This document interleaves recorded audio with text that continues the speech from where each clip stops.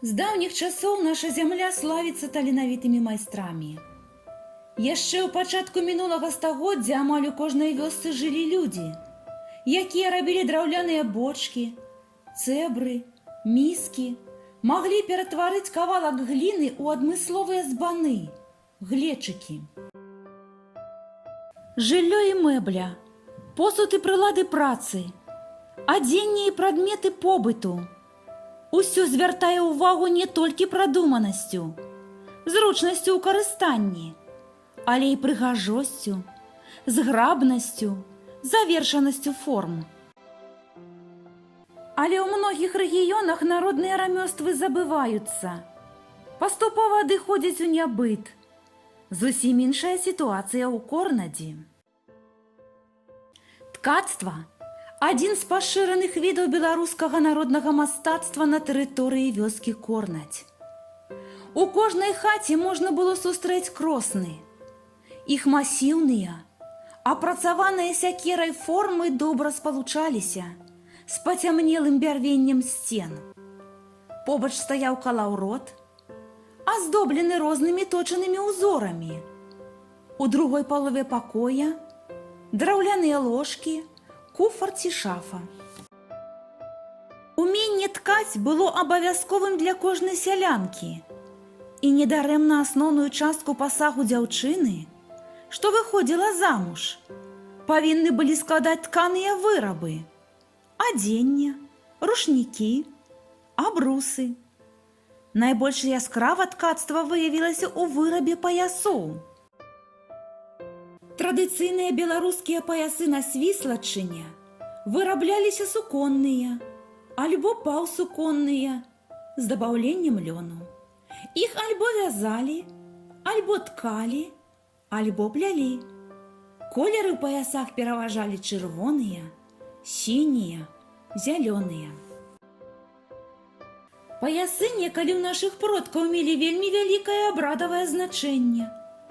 У час вяселля маладая павінна адорваць паясамі радню маладога, а таксама музыкаў, іншых удзельнікаў свята.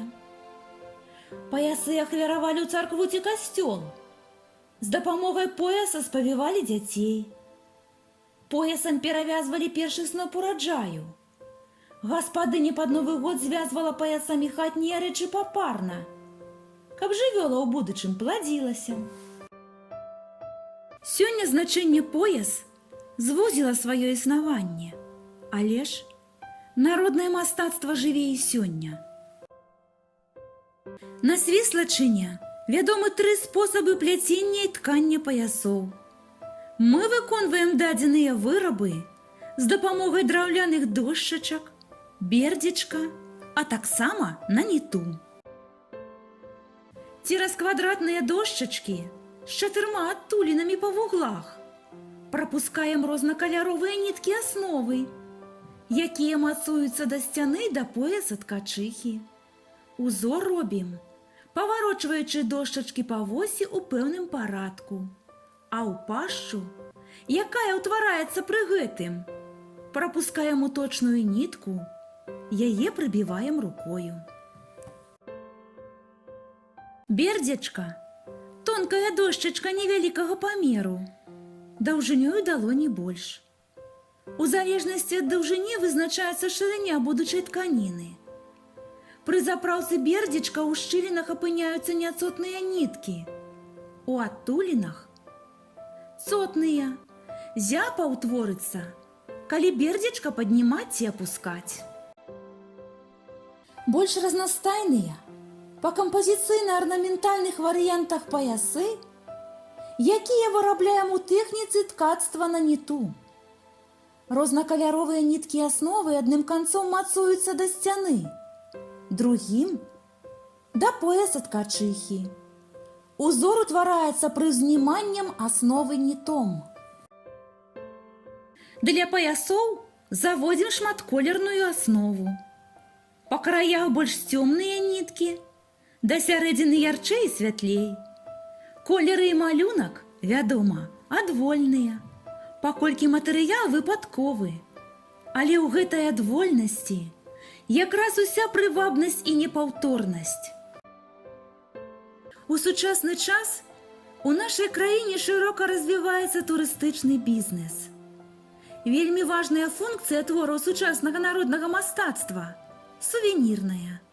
Сувенір – гэта рэч, якая нагадвае ўладальніку пра тую краіну ці паселішча, дзе ён пабываў.